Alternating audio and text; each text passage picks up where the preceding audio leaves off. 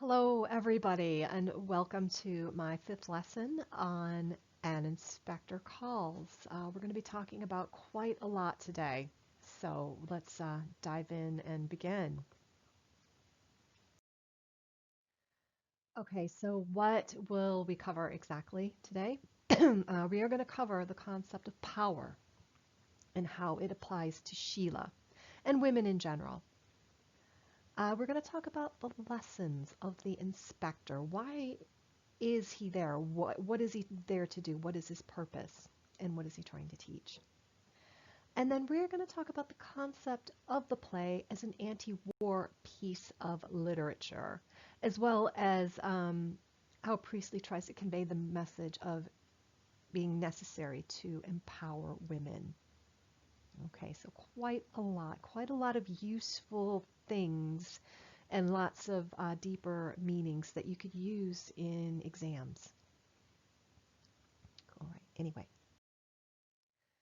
So Sheila, now we talked a lot about Sheila in the last lesson, and we're going to continue a bit more about Sheila as well as a few of the other characters.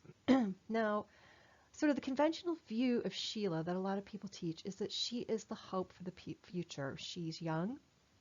Um, she is one that she does rebel slightly in the play against some of the things that her parents say, just slightly. She is also one of the characters that learns the lessons that the inspector is trying to convey to everybody, that lesson being of social responsibility. She shows sympathy for Eva and acknowledges her responsibility and what happens to Eva Smith. Okay, so all the characters play a small part in getting Eva to her situation, which eventually leads to her suicide. And Sheila is the one that accepts the responsibility for the small part that she did play. Okay, so she is also a member of the younger generation, so in some ways she can represent hope for the future. And again, she does occasionally rebel slightly in the play against the older generations. Okay, so that's sort of the conventional view of Sheila and what she represents, but we can go a bit deeper into Sheila. So, we're going to look first of all about powerlessness and victimization of women. Now, in the last lesson, we talked about the fact that at the time, women did not have the right to vote. They had no voice in government. They had no voice in parliament. They were often treated like children. Sheila is treated like a child in the play, in the opening scenes of the play. Now, it does change as the play moves on. Her parents even call her child, protect the child. Oh, don't let the child hear this. Um, and she's 24 years old in the play, so definitely not a child. Okay, that's to show the powerlessness. Women were powerless at that time. Sheila learns the lesson the inspector brings. However, she is powerless to do anything about it. And we'll get a bit more later in the lesson. We're going to talk about the importance of that. How, yes, she accepts the responsibility for what she did to Eva. She said what she did to Eva was wrong. But she knows that she can't do anything about it because of the society that she is brought up in. So, again, the last couple of lessons we have talked about the fact that Priestley wrote the play in 1945, and it was in fact first performed in 1945 in front of audiences, but it's set in 1912. Okay, again, 1912, women had very little power, no voting rights, and usually the only route from their parents' home was through marriage. So I believe I said last week that when a woman married, it was almost like transfer of ownership from her father to her husband. Women were viewed as property. Now also, the victim of the play is Eva Smith. So her being female obviously is showing victimization and powerlessness of women. Another way Priestley shows that.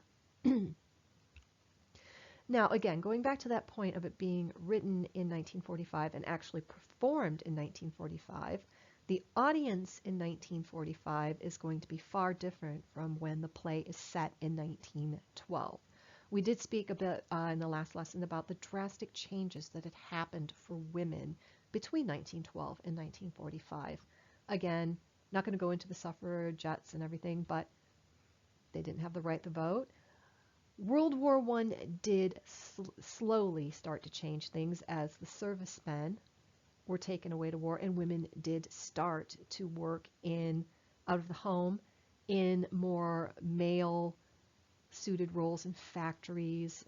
Um, but when the servicemen came back, they were let go of their jobs and just put right back into that state of dependence on the male. Again, because they had no voting rights, they had no voice. 1945 is a different story. Again, we talked about this in the last lesson. This is being performed to audiences in 1945. Women have had a lot more independence. They've gained the right to vote. They have been voting since 1928. Plus, with World War II, now they have been working and gaining a lot more independence with the fact that they have been working and now can vote. They help get a labor government elected. And again, the labor government starts to change things from that hierarchy where you have very few people at the top owning most things and everybody else down below, the largest and poorest classes getting the least amount. Okay. All right, Sheila and Gerald. Now, Priestley demonstrates her helplessness in a couple of ways, and one of them is this end scene with Gerald. At the end of the play, Gerald offers the ring back to Sheila, showing that he is still hoping to get married. Now, how does Sheila respond? Now, she actually responds quite boldly for a woman of her time. Judging her by our standards, no. I think most women today would probably say, no, you were horrible to me. You were horrible to Eva. I'm not marrying you. Go jump in a lake. She doesn't really do that. Now she says, not yet. It's too soon. So she doesn't let him off the hook straight away, but it's implying that she's going to. Okay, she's not saying, no, I'm not going to marry you. She's just saying, right now it's too soon. Okay, so she is reluctant to give him an outright no, and this demonstrates how she is powerless in a male-dominated society. Again, she could possibly go to university, but there really is no point because most of the high-powered jobs that you would get a degree for women were barred from those. The women that did work usually worked very low-paying jobs in domestic service, seamstresses, cooks. We talked about this last week. Sheila's of the upper classes. She's not going to do those jobs, so she's almost forced into marriage. So she's not going to say no. She's going to just say, well, it's too soon right now. Okay. This demonstrates what they call a patriarchal society. Now, a patriarchal society is controlled and run by men for the benefit of men. Priestley was against this. Women are inferior to men in a patriarchal society. And again, this is shown in our history with the fact that we were not allowed the right to vote. Any job we did was valued less than a man. If in that odd occasion a woman did work the same job as a man, she was paid less, far less, just because she was female. So women are considered inferior beings. We're not as smart. We're not as strong. We need to be cared for. Okay. Sheila also says something that, again, shows that she does not have that much power in a patriarchal society. She says, at least Gerald is honest about his affair with Eva. Okay, so she's actually grateful that he admitted his affair that he had with Eva rather than keep it a secret. So Gerald's honesty sets him apart from other men and makes him seem almost better than the male she might come into contact with. Okay, so at least he's honest about his affair. So again, by today's standards, most women I know and me would be furious and say, no way am I going to marry you after you treated me like that and made a fool of me like that. She is from a different time, and she's looking at this as like, well, he at least told me. He at least was honest. So we need to keep a few things in mind before we judge her too harshly. Sheila, like a lot of women of her time, were highly dependent on getting married. Again, she wants to be free of her parents. The only way she is really going to do that is through marriage. Work's not really an option. Education is really not going to do much for her. So it's marriage. She would rather have a husband like Gerald who admitted his affair rather than one that has had affairs, and like men who are never honest with the women they supposedly love. So something that you can think about is, what does this say about the men of the time and of her social class? Well, you could say that Sheila probably knows a lot of these men are worse than Gerald. They probably are unfaithful to their wives and don't really care. They know they can get away with it. What's my wife going to do? She's not going to leave me. She can't. She can't afford to. Divorce was incredibly rare in those days, even in the upper classes. In fact, I don't want to say it was less rare in the upper classes, but the social ramifications of a divorce were incredible. It would destroy your reputation. So that was so important to the upper classes. Middle and lower classes, it also was quite rare because divorce was also just very expensive. So women didn't have any choice. They just had to tolerate it. So Sheila's looking at it like, well, at least he's honest. At least he's going to own up to it. So the men of it's showing that the men of her time, of that class, probably aren't very honest and aren't very nice. Okay. Now what we're going to do is we're going to look at the play as a piece of anti-war literature. Priestley does have this does write it like this. So, An Inspector Calls is an anti-war play. Now, how does Priestley show this? Well, he demonstrates this through the two deaths of Eva. We learn of the death of Eva Smith in the beginning when the inspector calls, and after he leaves, when everybody has that little conversation and like, oh, okay, it didn't happen. They get the call that Eva, basically, she's died. So there's like two deaths of Eva in the play. Now, remember, 1912, we are just on the brink of the First World War. It hasn't happened yet, but things are heating up and it's looking that way, even though some of the opening quotes of Mr. Burling are like, no, it's not going to happen. But anyway, the First World War does happen. It was incredibly destructive. We'd never seen anything like it. Those that denied the war was going to happen, when it eventually did happen, people thought, well, it's going to be over with very quickly, a few months, and it went on for 4 years. So nobody expected it to go on for as long as it did. Nobody expected it to be so destructive. It was known as the war to end all wars. It was so horrible that people thought, well, nobody's going to ever want to go through this again. So Eva Smith's first death is symbolic of that First World War.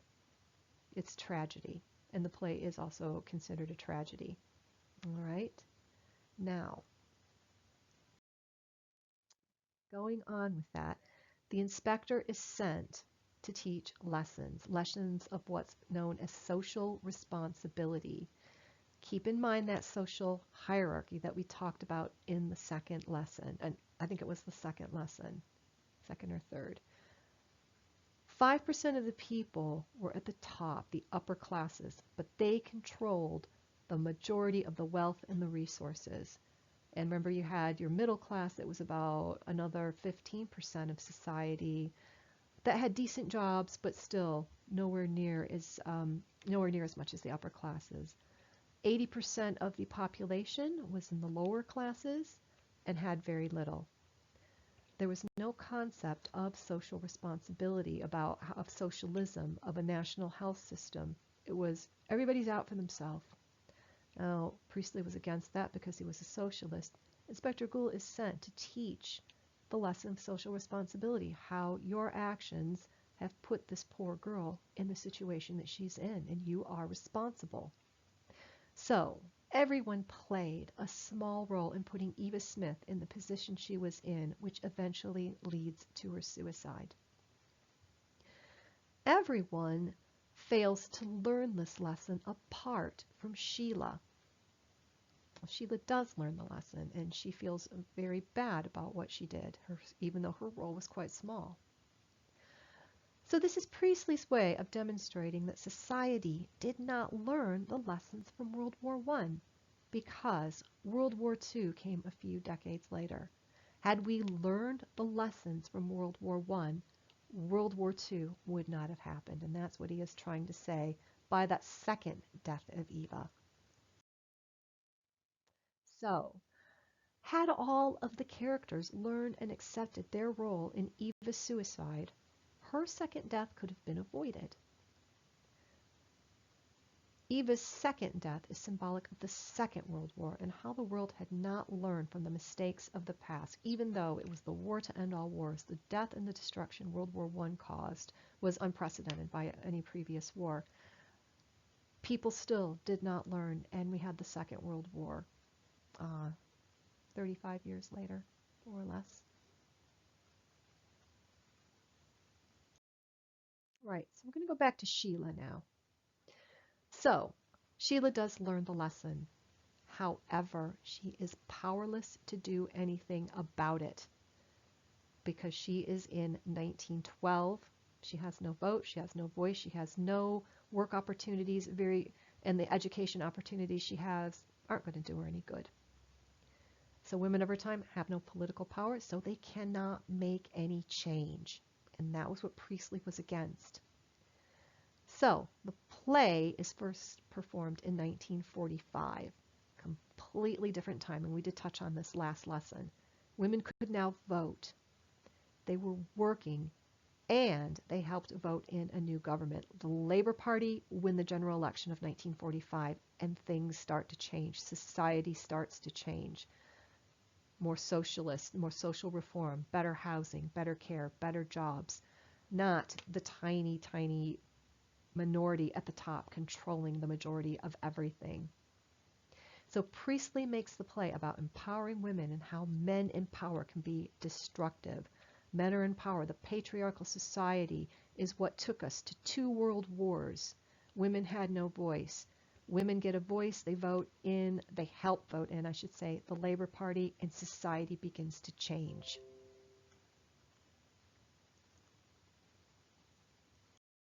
Okay, so that is the end of the session. I hope you all enjoyed it. That is sort of some of the deeper thinking that you can get into when you are speaking about Priestley and the purpose of Inspector Calls. So there are some practice questions here that you can use. In what ways is Inspector Calls an anti-war play?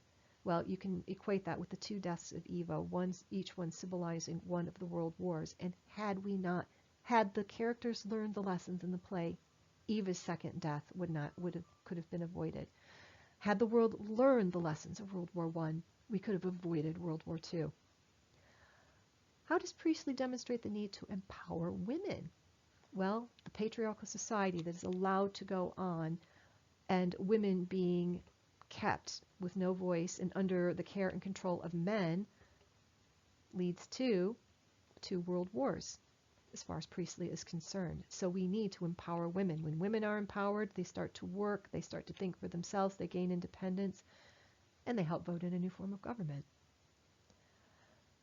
And the last one, in what ways can Sheila be classified as the heroine of the play? So that's an interesting one. And as we develop these characters more, you might be able to add more to this question. But she is young, she's of the new generation, and she is the only one that actually takes on board the responsibility that she played in Eva's death. So those are some things that you could write about if you were asked that question. Anyway, I really hope everybody is enjoying these sessions and finding them useful and helpful. Those of you that are watching, thank you so much. Thank you for any comments that you leave and your likes.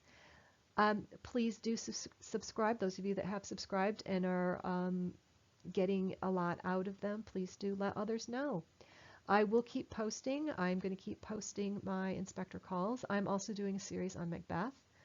And I am hoping to resume my series on the Diary of Anne Frank and put some history lessons up. Good luck, everybody. Please do comment. Please do, if you have any suggestions or anything that you would like me to put in a future lesson, please do tell me. Thank you, everybody, for watching. Enjoy.